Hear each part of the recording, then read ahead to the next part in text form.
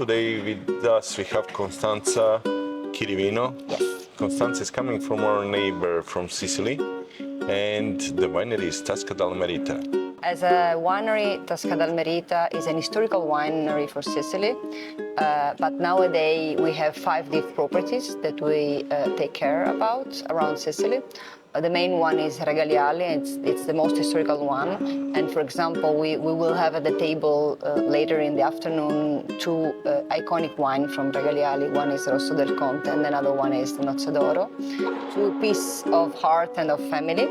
And then starting from 2001, as a family, we started looking for other areas around Sicily and building up new projects. So we have 1 vineyard in the Aeolian Islands, where the soil is completely different and climatic condition is completely different. We have vineyards and a winery on the Etna area, that it's one of the most probably interesting new rediscovered area for wine in Sicily. And we started taking care about the vineyards on the island of Mozia, that it's an historical archaeological place owned by a private foundation who asked our family to take care of these vineyards. And then the last one, it's going to introduce myself because it's the Celia della Tour estate, that it's part of the same property that since 2008 started being inside the big company of Tasca dal Merita. And well, I work for my family since more than 10 years. When we are talking about Sicily, and you have different vineyards, so we cannot speak really about terroirs that Tasca is doing, but let's catch the Etna, because that's the new region where it's volcanic soil, it's a mix of ash, of ground, of terroir, actually, and there is an altitude difference as well. Your vineyards are on one altitude, or you have several different ones? Okay, first of all, when we talk about Sicily, we talk about like a continent in wine, because exactly for what you were saying, we have many different areas. Yes, soil, altitude, climatic condition, and like Etna is one of those. So for sure, the altitude, it's changing completely the characteristic, and the very easy element that it's telling this story is the harvest period, because we harvest our grapes until the beginning of November on Etna sometimes. So it's the last harvest of Sicily, and that's because of the altitude. That for us, it's between 700 and more than 800 meters above the sea level.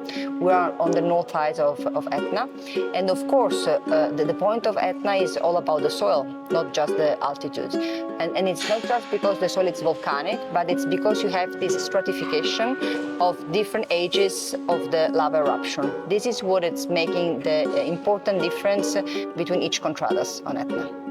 In 1 or 2 sentences, can you define the Sicilian wines today? Wow, very difficult to do like this. I would say not just wine, but winemaking. I would say more knowledgeable what's behind the winemaking and more modern. And Etna is one of these examples, and another one I think should be Nero d'Avola, because Nero d'Avola has been like for Sicily the history of Sicilian wine, and in the past it was much more, let's say, heavy as a wine, but robust. Now exactly. But now like viticulture and who is behind has a different knowledge, so they're able to work in a different way, starting from the vineyards to the glass. So the idea is to work more also on a modern profile of the wines. Actually, that answered my other question. How would you merge the heritage and the young population and the trends of wines? Very, very difficult. Very, very good question. Also because, for example, in our family, we are. Sometimes it's very hard to change. We were talking about like Nozze d'Oro. Nozze d'Oro is a wine that my great-grandfather dedicated to his wife for the 50th anniversary of their wedding. So it's an historical wine for us. First vintage was 1984. so very old one. But if we think about the characteristic of the wine, the organoleptic characteristic of the wine, it's a very, very modern wine. So probably what will match good with the young people, it's communication on one side, that it's a very hard point, and the characteristic of the wine. When you mentioned that you have, this is very interesting, that your wines have the philosophy of naming the wines through the family, with some family moments, events in the family names. Can you tell us more about that? Yes, well, we have different generations that have been involved in the winemaking history of our family. And that's one of the things I should say I'm more proud about. Because in our portfolio, we still have like the first white wine that my great-grandfather started producing in 1960. So a very old production for Sicily, not for the world, because we know that other areas, of course, have a much more history behind. But for Sicily, talking about quality bottled wine in 1960, it's not very common. And then each generation has been bringing its own, let's say, touch, either in terms of areas, characteristic of the wines, but especially in the past, the main thing was we want to make a wine that we can share in the family. So the family purpose was one of the reasons that was driving the wine production. Which grape or which wine site the best captures the future of Tasca dal Merita? Wow.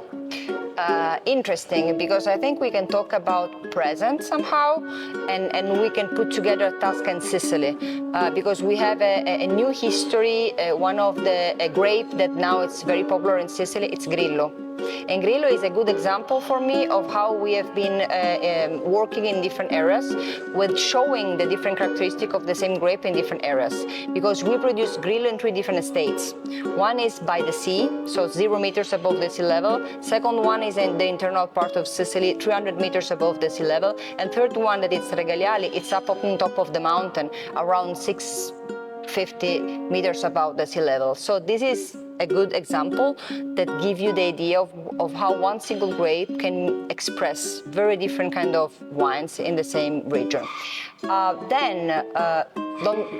Let's not speak about Etna, because Etna is like a Sicily into Sicily. But if we want to see what's the future, it seems to be more interested in. On one side, we can talk about Catarratto as a grape, that it's a very historical grape for Sicily, and it's the most cultivated white grape in the region, that now it's coming back in terms of popularity and in terms of a good palate.